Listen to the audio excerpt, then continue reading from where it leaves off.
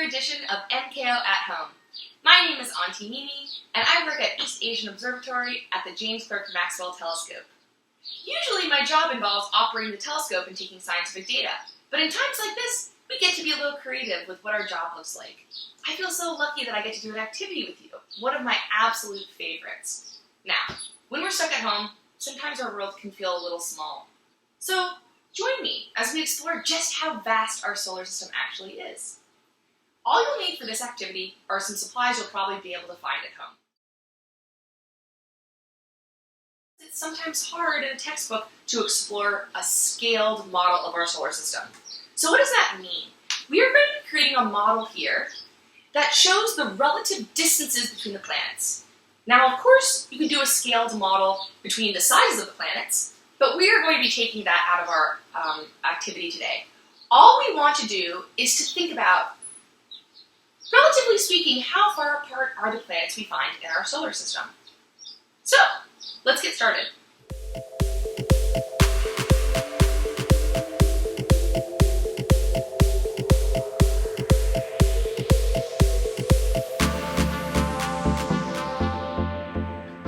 We are going to want to put all the planets, and perhaps a couple extra celestial objects, onto this piece of paper, where on one side is going to be the center of our solar system, and the other side is going to be the edge of our solar system.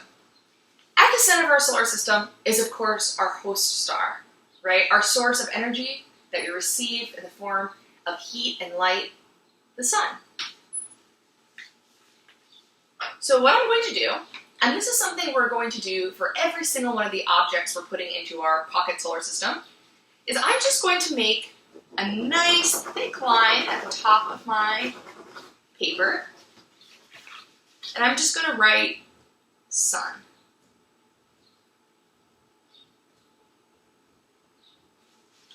You can take a look.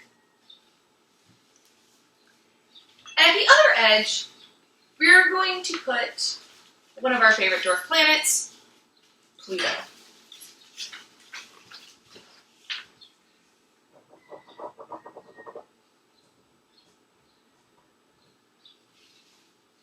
Awesome.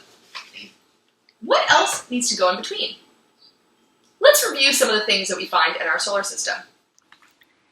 At the center of our solar system sits our host star, the source of energy that we receive in the form of heat and light, the sun. Moving further away from the sun, we see these small rocky planets. First Mercury, then Venus, then our very own home planet of planet Earth.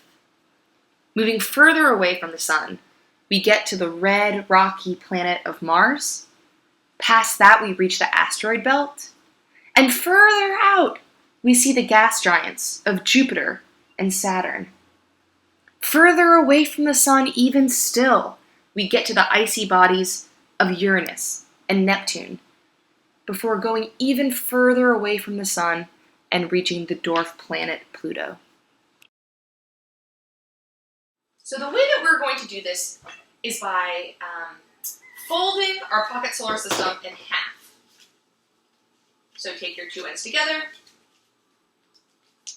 fold it in half, fold it in half again until you have quarters, and then I want you to open it up. You should now have 3 creases. 1, 2, 3. Separating your pocket solar system into quarters. Take a moment to draw some lines there, and then think about it. What planets might those lines represent with respect to the distance they are from the sun?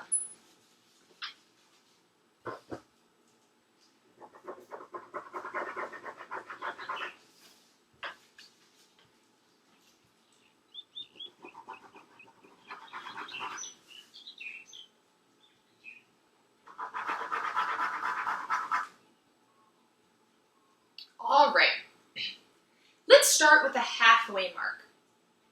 We just went over some of the objects we find in our solar system. At the halfway mark, halfway between Pluto and the sun, what planet do we expect to see? Interestingly enough, it's going to be Uranus. So let's take a moment and write that down at the marking that's halfway in between the Sun and Pluto.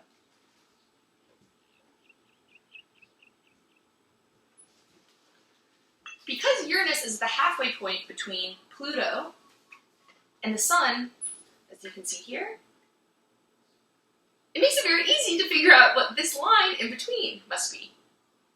Neptune. I love looking at pictures of Neptune because it's such a beautiful teal blue color due to the methane that we find in the atmosphere. So we have Pluto, we have Neptune, we have Uranus.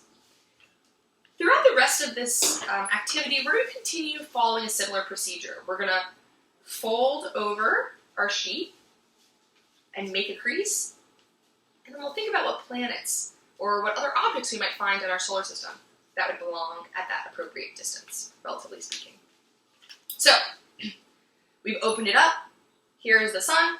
Here is Uranus. What's halfway in between? Let's take a look at our list of solar system objects. What could be next? As a matter of fact, it's going to be Saturn.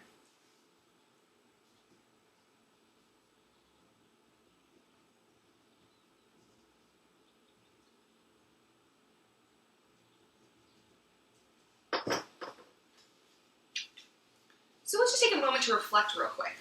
All right? Here's the Sun. Here's Pluto. And we're already seeing that those icy bodies like Uranus and Neptune are really far away. So is Saturn. Think about this. We have so many other planets and things in our solar system to explore, and it's only going to be in the first quarter of the distance, relatively speaking, from the Sun to Pluto. Already we are seeing that our solar system is not uniformly crowded. There's a lot of space, especially as we go further away between the different planets. So let's continue. We have Saturn and the Sun. Fold it over, make a crease, and we'll draw a nice line there.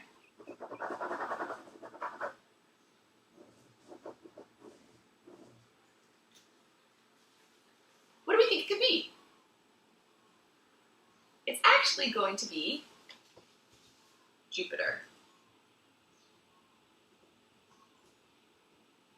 Now, Jupiter is the largest planet in our solar system. You know, some astronomers often refer to it as a failed star because if it had a little bit more mass, maybe it could have actually collapsed and started undergoing fusion, right? Like our stars do, and giving off energy in the form of heat and light. But that's not the case. It's still quite large. We have 1,000 Earths inside it. And so it's also really exciting to do an experiment to explore the relative size of the planets. So while we're doing a distance scale model today, maybe another time we can do a size scale model. A really great place to look for activities to help you explore some of these, and where I first learned this activity is through the Astronomical Society of the Pacific. So feel free to go to astrosociety.org to learn more. All right, Sun, Jupiter, Saturn, Uranus, Neptune, Pluto. We have a lot to fit in between the Sun and Jupiter. So let's go ahead and do that. Fold it over, create a crease, draw a line. Any idea what goes next? This time it's not actually a planet, but the asteroid belt. So let's explore the very inner solar system. We have the Sun, we have the asteroid belt, we have Jupiter here. Let's go ahead and make a crease in between the Sun and the asteroid belt. I bet you can guess what goes in between. We're going to make a line.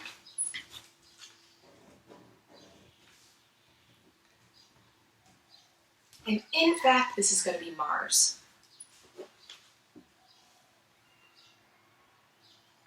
We have a few more planets to fit in.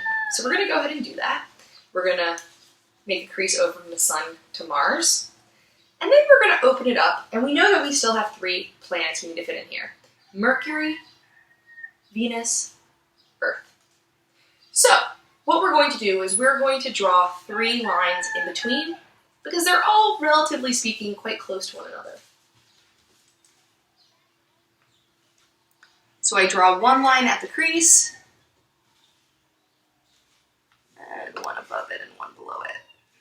I fill in for Mercury, Venus, and the Earth. So take a look. Move away from the sun, we have our rocky planets. We get to our asteroid belt. We go on to Jupiter, Saturn. Further away from these gas giants, we get to our icy bodies like Uranus, Neptune, all the way to dwarf planet Pluto. I hope that by doing this little distance scale, you learned a little something new and saw just how big our solar system is. And maybe this goes to show why our space missions are so difficult.